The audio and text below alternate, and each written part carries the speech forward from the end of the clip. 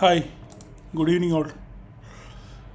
അപ്പം mid cap ഡോക്ടറിൻ്റെ post മാർക്കറ്റിലേക്ക് എല്ലാവർക്കും സ്വാഗതം. അപ്പോൾ നമ്മൾ എന്താണ് ഇന്നലെ പറഞ്ഞത്, മാർക്കറ്റ് ഒരു ഫ്ലാറ്റ് ഓപ്പണിംഗ് ആയിരുന്നു അല്ലേ. മാർക്കറ്റ് ഒരു ഫ്ലാറ്റ് ഓപ്പൺ ചെയ്തിട്ട് മാർക്കറ്റ് കുറച്ച് നേരം അങ്ങോട്ടും ഇങ്ങോട്ടും ഓസിലേറ്റ് ചെയ്തു ഇല്ലേ. എങ്ങോട്ട് പോകണമെന്നറിയാതെ ഒന്ന് കറങ്ങി കളിക്കുകയായിരുന്നു ആദ്യത്തെ ഒരു മുക്കാൽ മണിക്കൂർ, ഏകദേശം അരമണിക്കൂറത്തോളം മാർക്കറ്റ് എങ്ങോട്ട് പോകണമെന്നറിയാതെ, ദിശ അറിയാതെ കറങ്ങി കളിക്കുകയാണ്. താഴോട്ട് പോകണോ മേലോട്ട് പോകണോ. കാരണം ഫസ്റ്റ് 5 minutes ക്യാൻഡിൽ കണ്ടോ, ഒരു ഇൻഡിസിഷണൽ ക്യാൻഡിലാണ്. മാർക്കറ്റിന് എങ്ങോട്ട് പോകണമെന്നറിയാതെ ബയേഴ്സും സെല്ലേഴ്സും ഒരുപോലെ ബലാബലം കാണിച്ച ഒരു സിനാരിയോ ആയിരുന്നു ആദ്യത്തെ ഫസ്റ്റ് 5 minutes. പിന്നെ മുകളിലോട്ട് പോകുന്നു, താഴോട്ട് പോകുന്നു, മേലോട്ട് പോകുന്നു, താഴോട്ട് പോകുന്നു. പക്ഷേ ഈ താഴോട്ട് വന്ന ഈ റെഡ് ക്യാൻഡിൽസിലെല്ലാം താഴെ നല്ല വിക്കുണ്ട് അല്ലേ. ഈ ഫസ്റ്റ് ഗ്രീൻ ക്യാൻഡിൽ നല്ല വിക്ക്, ഇതിന് വിക്ക്, ഇതിന് വിക്ക്. അതിനർത്ഥം മാർക്കറ്റ് ചെറുതായിട്ട് മേലോട്ട് പോകാനുള്ള ഒരു പോസിബിലിറ്റി ഉണ്ട് എന്നുള്ളതാണ്. അപ്പം മാർക്കറ്റ് എല്ലാവരെയും പറ്റിച്ചുകൊണ്ട് താഴോട്ട് വീഴും എന്നുള്ളൊരു ഒരു മൊമെൻറ്റം കാണിച്ചുകൊണ്ട് മാർക്കറ്റ് തിരിച്ച് നേരോട്ട് കയറിപ്പോയി ഇല്ലേ. പക്ഷേ ഇവിടുത്തെ പ്രീവിയസ് ക്യാൻഡിൽ, ഇത് ഫസ്റ്റ് ഇൻഡിസിഷണൽ ക്യാൻഡിൽ, പിന്നെ താഴ്ന്ന റിജക്ഷൻ, പിന്നെ റിജക്ഷൻ, ഇതെല്ലാം നല്ല റിജക്ഷൻസാണ് അല്ലേ. റിജക്ഷൻസ് എല്ലാം വന്നിട്ട് പിന്നെ മാർക്കറ്റ് ഇതാണ് ഇവിടെയാണ് ഇൻസ്റ്റിറ്റ്യൂഷൻസിൻ്റെ കളി, മനസ്സിലായില്ലേ. ഓപ്പറേറ്റേഴ്സൊക്കെ കളിക്കുന്നത് ഇവിടെയാണ്. അതായത് മാർക്കറ്റ് മേലോട്ട് പോകാനുള്ള മാർക്കറ്റ് താഴോട്ട് വീഴുമെന്ന് തോന്നിപ്പിച്ചിട്ട് അവിടുന്ന് ഒരൊറ്റ പോക്ക് മേലോട്ട് ഉണ്ടോ. അപ്പോൾ അങ്ങനെ ആകുമ്പോൾ എന്ത് ചെയ്തു, ഇവിടെ എടുത്തവർക്ക് എല്ലാം നഷ്ടം വന്നു, അവരുടെ സ്റ്റോപ്പ് ലോസ് അടിച്ച്. ഇവിടെ ഇപ്പം ഇത് റിജക്ഷൻ ഇവിടെ എല്ലാം വന്നില്ല. അപ്പോൾ നമ്മൾ എന്ത് ചെയ്തു, ഇവിടെ ഒരു കോൾ എടുത്തെന്ന് വിചാരിച്ചു. കോൾ എടുത്തതിന് ശേഷം മാർക്കറ്റിനെ പിന്നെ പർപ്പസ്ഫുള്ളി മാർക്കറ്റിനെ താഴോട്ട് കൊണ്ടുവരുമ്പോൾ എന്ത് പറ്റും, ഇവരുടെ എല്ലാവരുടെയും സ്റ്റോപ്പ് ലോസ് അടിച്ചു പോയതിന് ശേഷം മാർക്കറ്റ് നേരെ മുകളിലോട്ട് കയറിപ്പോയി.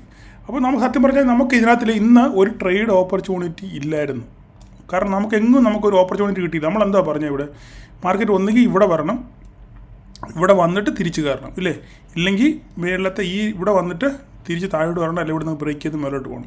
ഈ 2 ഓപ്പർച്യൂണിറ്റി ഉള്ളായിരുന്നു നമുക്ക്. പക്ഷേ നമുക്ക് ഇവിടെ നിന്നും ഒരു ട്രേഡ് ഓപ്പർച്യൂണിറ്റി സിനാരി ഇല്ലായിരുന്നു. വേണമെങ്കിൽ ഫസ്റ്റ് ഹൈ വെച്ചുകൊണ്ട് നമുക്കൊരു ട്രേഡ് PE പ്ലാൻ ചെയ്ത് കഴിഞ്ഞാലും നമുക്ക് ഈ ക്യാൻഡിൽ കിട്ടിയെന്ന് വേണം വിചാരിക്കാം. പക്ഷേ അവിടെ നിന്ന് നമുക്കൊരു സത്യം പറഞ്ഞാൽ ഒരു ഓപ്പർച്യൂണിറ്റി നമുക്ക് അവിടെ ഇല്ലേ. നമുക്ക് ഓപ്പർച്യൂണിറ്റി ഉണ്ട് ഇവിടെ അല്ലെങ്കിൽ ഇവിടെ, ഈ 2 സിനാരി ആയിരുന്നു. അപ്പം മാർക്കറ്റിൽ പിന്നെന്തുവാ പറ്റിയത്, ആ 2-3 ക്യാൻഡിൽ മേലോട്ട് പോയിട്ട് കഴിഞ്ഞാൽ അവിടെ ഒരു കൺസോൾട്ടേഷൻ, നമ്മൾ പറഞ്ഞ ആ ലെവലിൽ തന്നെ വന്നിട്ട് ഒരു കൺസോൾട്ടേഷൻ ആയിരുന്നു ഇല്ലേ. മാർക്കറ്റ് എങ്ങോട്ടും പോകാതെ അവിടെ തന്നെ നിന്ന് ഒരു ചെറിയൊരു റേഞ്ചിൽ നിന്ന് 886, 860 ഒരു 10-30 പോയിൻറ്റിനകത്ത് നിന്നിട്ട് മാർക്കറ്റ് കൺസോൾട്ടേറ്റ്, റേഞ്ച് ബൗണ്ടായിരുന്നു മാർക്കറ്റ് അല്ലേ, റേഞ്ച് ബൗണ്ടായിരുന്നു. അപ്പം ഇവിടെ നമുക്കൊരു ഓപ്പർച്യൂണിറ്റി നമുക്ക് കാണാനില്ലായിരുന്നു. പിന്നെ അവസാന നിമിഷം എനിക്ക് കുറച്ച് പേര് പേഴ്സണലായിട്ട് മെസ്സേജ് അയച്ചു, ട്രേഡ് ഒന്നും ഇല്ലേ, ഓപ്പർച്യൂണിറ്റി ഇല്ലേ.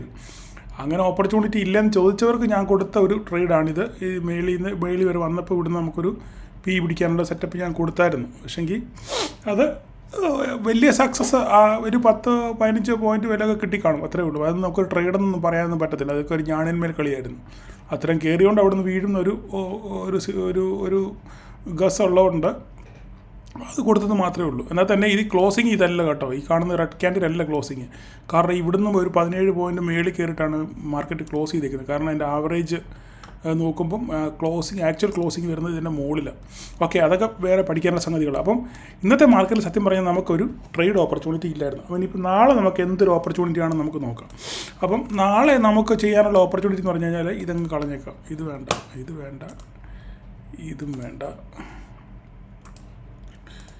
വേണ്ട. അപ്പം നമ്മുടെ നാളത്തെ ഓപ്പർച്യൂണിറ്റി എന്ന് പറഞ്ഞു കഴിഞ്ഞാൽ ഇപ്പോൾ ഇനിയിപ്പോൾ ഇൻവാലിഡായി, ഇനിയിപ്പോൾ ഇതില്ല, ഈ ലൈനില്ല ഇല്ലേ. നമുക്ക് ഇനിയിപ്പോൾ നാളത്തെ ഓപ്പർച്യൂണിറ്റി എന്ന് പറഞ്ഞു കഴിഞ്ഞാൽ ഇതാണ് ഇന്നത്തെ ഹൈ ഇല്ലേ. ഈ ഹൈ ഇതാണ് ഇന്നത്തെ ഹൈ. ആ ഹൈ നമുക്ക് മാർക്ക് ചെയ്യാം. പിന്നെ താഴോട്ട് പറയുവാണെന്നുണ്ടെങ്കിൽ നമുക്കൊരു സപ്പോർട്ട് എടുക്കാനുള്ള സംഭവം എന്ന് പറഞ്ഞു കഴിഞ്ഞാൽ ഏകദേശം നമുക്ക് മാർക്ക് ചെയ്യുകയാണെന്നുണ്ടെങ്കിൽ ഏകദേശം ഇത് ഒരു സപ്പോർട്ടാണ്. ഇത് എന്ന് വെച്ച് കഴിഞ്ഞാൽ ഇവിടെ പോയി മാർക്കറ്റ് ബ്രേക്ക് ചെയ്തിട്ട് ഇവിടെ 2 പ്രാവശ്യം സസ്റ്റെയിൻ, ഇവിടെ സപ്പോർട്ട് എടുത്തു. പിന്നെ ഇതൊരു സപ്പോർട്ടാണ്, ഇതൊരു റെസിസ്റ്റൻസ് ആണ്.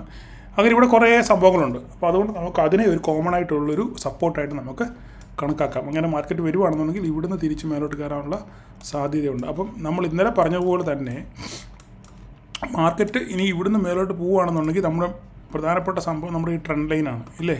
ഡേ ക്യാൻഡിൽ കാണുന്ന ട്രെൻഡ് ലൈനാണ്. ഈ ഡേ ക്യാൻഡിലിൻ്റെ ചരിത്രം ഈ ട്രെൻഡ് ലൈനിൻ്റെ ചരിത്രം മനസ്സിലാകണമെന്നുണ്ടെങ്കിൽ നിങ്ങൾ ആദ്യം വീക്കിലി അനാലിസിസ് കണ്ടെങ്കിൽ മാത്രമേ നിങ്ങൾക്ക് ഈ ട്രെൻഡ് ലൈനിൻ്റെ ചരിത്രം മനസ്സിലാകത്തുള്ളൂ. അതുകൊണ്ട് കാണാത്തവർ ആ വീക്കിലി അനാലിസിസ് ഒന്ന് കാണാൻ ശ്രമിക്കുക. ഓക്കെ, അപ്പോൾ അങ്ങനെ പോവുകയാണെന്നുണ്ടെങ്കിൽ ഈ ക്യാൻഡിൽ ഈ ട്രെൻഡ് ലൈൻ വരെ പോകാനുള്ള സാധ്യതയാണ് ഉള്ളത്. അപ്പം താഴോട്ട് വരുവാണെന്നുണ്ടെങ്കിൽ ഇവിടുന്ന് താഴോട്ട് ബ്രേക്ക് ചെയ്ത് ഫസ്റ്റ് ടാർഗറ്റ് ഇതാണ്. ഇവിടുന്ന് പോവുകയാണെന്നുണ്ടെങ്കിൽ പിന്നെ താഴോട്ട് അടുത്ത ടാർഗറ്റ് നമുക്ക് ഇവിടുന്ന് ഇങ്ങോട്ട് പൊട്ടുകയാണെന്നുണ്ടെങ്കിൽ വെക്കാം എന്ന് വരുവാണെങ്കിൽ മാത്രം ഇങ്ങോട്ട് നമുക്ക് ചുമ്മാ വരച്ചിട്ടേക്കാം അല്ലേ. ഓക്കെ, അടുത്ത ക്യാൻഡിൽ ഇവിടെ അല്ലെങ്കിൽ ഇതാണ് സിനാരി. മേലോട്ട് പോകുകയാണെന്നുണ്ടെങ്കിൽ ഈ ട്രെൻഡ് ലൈൻ ആയിരിക്കും നമ്മുടെ പ്രധാനപ്പെട്ട ടാർഗറ്റ്. ഓക്കെ, ഇതിന് മുകളിൽ ബ്രേക്ക് ചെയ്യുകയാണെന്നുണ്ടെങ്കിൽ അത് ഇന്നത്തെ ദിവസം അതിൻ്റെ ക്ലോസിങ് എവിടെയാണെന്ന് നമുക്ക് നാളത്തെ ദിവസം അതിൻ്റെ ക്ലോസിങ് എവിടെയാണെന്ന് നോക്കിയിട്ട് മാത്രമേ നമുക്കൊരു ഫർദർ മൂവ്മെൻറ്റ് മനസ്സിലാക്കാൻ പറ്റത്തുള്ളൂ. അപ്പോൾ തന്നെ ഇവിടെ ഒരു ട്രേഡ് ഓപ്പർച്യൂണിറ്റി ഉള്ളതെന്ന് പറഞ്ഞു കഴിഞ്ഞാൽ നമുക്ക് ഫ്യൂച്ചറിലോട്ട് പോകാം. ഫ്യൂച്ചറിൽ പോയി കഴിഞ്ഞാൽ ഫ്യൂച്ചറിലെ ട്രെൻഡ് ലൈൻ ബ്രേക്ക് ചെയ്തു. സ്പോട്ട് ബ്രേക്ക് ചെയ്തില്ലെങ്കിലും ഫ്യൂച്ചറിൻ്റെ ഡേ ക്യാൻഡിൽ കാണിച്ചു തരാം. വെയിറ്റ്, ഫ്യൂച്ചറിൻ്റെ ഡേ ക്യാൻഡിൽ എന്ത് ചെയ്തു? ഇത് ബ്രേക്ക് ചെയ്തു, ശരിയല്ലേ? ബ്രേക്ക് ചെയ്ത് ക്ലോസ് ചെയ്ത് മേളിൽ ഡേ ക്യാൻഡിൽ ക്ലോസ് ചെയ്തു.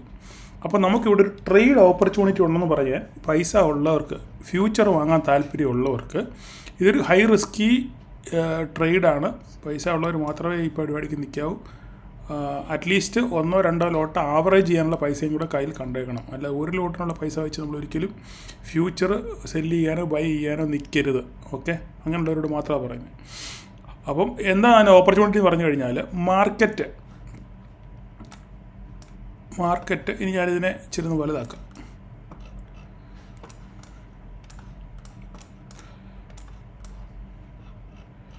മാർക്കറ്റ് ഇതാണ്. ഇച്ചിരി ഞാനൊന്ന് ഒന്ന് വലുതാക്കി കാണിക്കാം, അപ്പോൾ പിന്നെ നിങ്ങൾക്ക് പെട്ടെന്ന് മനസ്സിലാവും. ഓക്കെ, ഇപ്പോൾ 1 hour ക്യാൻഡില്ല. അപ്പോൾ മാർക്കറ്റ് ഫ്യൂച്ചർ 13,050-നും 13,100-നും ഇടയ്ക്ക് വരികയാണെങ്കിൽ, ഓക്കെ, 13,050-നും 13,100-നും ഇടയ്ക്ക് വരികയാണ്. ഈ റേഞ്ച് വരുമ്പം നമ്മുടെ നിഫ്റ്റി സ്പോട്ട് 13,000 ഓൾമോസ്റ്റ് 13,000-ലെത്തും. 13,000 ബ്രേക്ക് ചെയ്യാനുള്ള ചാൻസ് ഉണ്ട്. ഓക്കെ, 13,000 സ്പോട്ട് എത്തുമ്പം നിഫ്റ്റിയുടെ ഫ്യൂച്ചർ ഏകദേശം 13,50, 13,100 റേഞ്ചിലെത്തും. ഓക്കെ, ഈ റേഞ്ചിനകത്ത് ഈ ബോക്സ് ഞാൻ വരച്ചിരിക്കുന്നുണ്ടോ, 13,050-ഉം 13,100-ഉമാണ് ഈ ബോക്സ്. ഈ ബോക്സിനകത്ത് ഫ്യൂച്ചർ കയറി കഴിഞ്ഞാൽ നിങ്ങൾക്ക് ഇവിടെ ഒരു ഫ്യൂച്ചർ സെല്ല് ചെയ്യാം. ഓക്കെ, ഫ്യൂച്ചർ സെല്ല് ചെയ്യാം. SL നമുക്ക് വഴിയെ പറയാം. അതിൻ്റെ ട്രെൻഡ് നോക്കിയിട്ട് നമുക്ക് അന്നേരം ഞാൻ ഗ്രൂപ്പിൽ അപ്ഡേറ്റ് ചെയ്യാം. അല്ലെങ്കിൽ നിങ്ങൾക്ക് ഒരു 100 പോയിൻ്റ് നിങ്ങൾക്ക് SL വെക്കാം. 12,100 അല്ലേ, ഒരു 12,200 നിങ്ങൾ എടുക്കുന്ന പോയിൻറ്റിൽ നിന്ന് ഒരു 100 പോയിൻ്റ് നിങ്ങൾക്ക് SL നിങ്ങൾക്ക് വെക്കാം. അല്ലെങ്കിൽ അത്രയ്ക്ക് റിസ്ക് എടുക്കാൻ താല്പര്യമുള്ളതാണെന്നുണ്ടെങ്കിൽ 13,200 വരെ നിങ്ങൾ എന്ത് ചെയ്യണം, SL വെക്കാനുള്ള തയ്യാറെടുപ്പ് വേണം. 13,200 ഓക്കെ,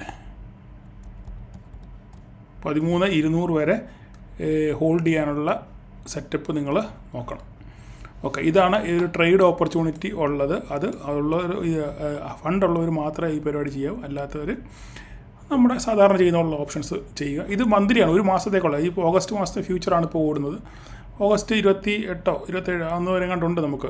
പിന്നെ നമ്മൾ ലാസ്റ്റ് ക്ലോസിങ് എന്നാണ് കറക്റ്റ്, എനിക്ക് ഞാൻ നോക്കിയിട്ട് പറയാം. ഓഗസ്റ്റ് 20, 30, 31 ഓഗസ്റ്റ് 26 വരെയാണെന്ന് തോന്നുന്നു. ഓഗസ്റ്റ് 26-ാം തീയതിയാണ്. 26 വരെ സമയമുണ്ട്. ഓക്കെ, അതിനകത്ത് മാർക്കറ്റ് എന്തായാലും താഴോട്ട് വരാനുള്ള സാധ്യത വളരെ കൂടുതലാണ്. അപ്പോൾ നമുക്ക് നോക്കാം. അപ്പം 13,50-നും 13,100-നകത്ത് ഫ്യൂച്ചർ വരുവാണെന്നുണ്ടെങ്കിൽ നിങ്ങൾക്ക് അവിടെ ഒരു സെല്ലിംഗ് ഓപ്പർച്യൂണിറ്റി ഉണ്ട്. നിങ്ങളുടെ SL 13,200 ആയിരിക്കും. അങ്ങനെ ചെയ്യാൻ താല്പര്യമുള്ളവർക്ക് മാത്രമേ അത് ചെയ്യാവൂ. ഓക്കെ, അപ്പം ഇതാണ് ഇന്നത്തെ സിനാരിയോ. അപ്പം നാളെ ഈ പറഞ്ഞ പോലെ തന്നെ 5 മിനിറ്റ് എടുക്കുക. ഒന്നുകൂടെ പറഞ്ഞ പോലെ തന്നെ